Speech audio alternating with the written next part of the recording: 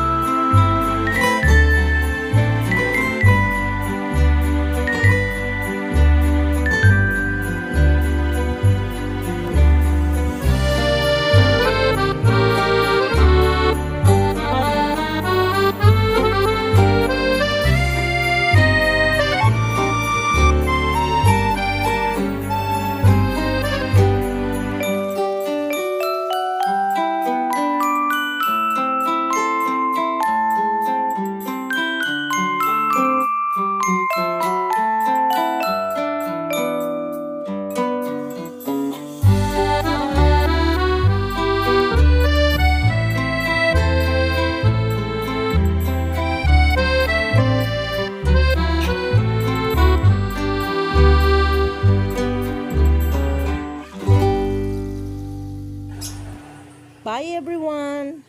Thank you for watching. This is Presi Barona signing off. Bye.